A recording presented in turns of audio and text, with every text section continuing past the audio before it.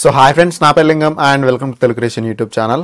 Friends, ఈ వీడియోలో నేను మీకు ప్లే స్టోర్లో కొత్తగా వచ్చిన ఒక కీబోర్డ్ అప్లికేషన్ గురించి ఎక్స్ప్లెయిన్ చేయబోతున్నాను. సో ఈ కీబోర్డ్ అప్లికేషన్ అయితే నాకు చాలా బాగా నచ్చింది, మీకు కూడా నచ్చుతుంది అనుకుంటున్నాను. సో ఈ వీడియో మొత్తం ఫాలో అవ్వండి. అండ్ అలాగే ఫ్రెండ్స్, మీకు ఈ వీడియో నచ్చితే ఖచ్చితంగా ఈ వీడియోని లైక్ చేయండి, మీ ఫ్రెండ్స్ తోటి కూడా షేర్ చేయండి. సో ఇప్పుడు మన టాపిక్లోకి వచ్చేసి కింద డిస్క్రిప్షన్ లింక్ ఉంది, మీరు అక్కడ నుంచి యాప్ అనేది డౌన్లోడ్ చేసుకోండి. అండ్ ముందుగా యాప్ నేమ్ చూసుకుంటే పిక్ బోర్డ్ అని చెప్పేసి ఇక్కడ కనిపిస్తుంది, చూసారా? సో ఈ యాప్ అదే. సో ఏం లేదు, సింపుల్గా యాప్ అనేది ఓపెన్ చేయండి. సో యాప్ ఓపెన్ చేసిన తర్వాత మీకు కొన్ని పర్మిషన్స్ అడుగుతుంది. సో పర్మిషన్స్ గ్రాంట్ చేయండి. సో ఇక్కడ నేను అగ్రీ చేస్తాను. సో అగ్రీ చేసిన తర్వాత అనేబుల్ పిక్ బోర్డ్ అని చెప్పేసి మీకు ఇక్కడ ఆప్షన్ కనిపిస్తుంది. సో దీనిపైన క్లిక్ ఇచ్చేసి మీరు దీన్ని అనేబుల్ అనేది చేయాల్సి ఉంటుంది. సో నేను దీన్ని అనేబుల్ చేస్తున్నాను. సో చేసిన తర్వాత ఏం లేదు, బ్యాక్ వచ్చేసేయండి. సో బ్యాక్ వచ్చేసిన తర్వాత అసలు ఈ కీబోర్డ్ ఏ విధంగా పనిచేస్తుంది అనేది నేను చూపిస్తాను. ఇక్కడ నేను ఫర్ ఎగ్జాంపుల్ వాట్సాప్ ఓపెన్ చేశాను.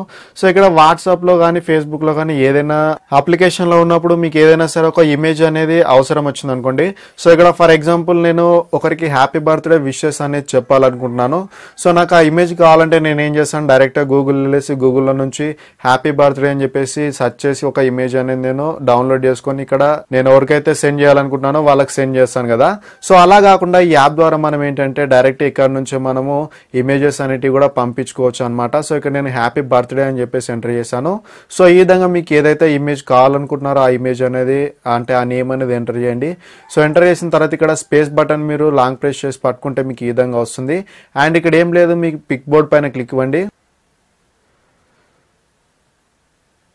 సో మీరు పిక్ బోర్డ్ పైన క్లిక్ ఇవ్వగానే మనకి ఈ విధంగా సెర్చ్ చేసి ఇమేజెస్ అనేవి వస్తాయి అనమాట.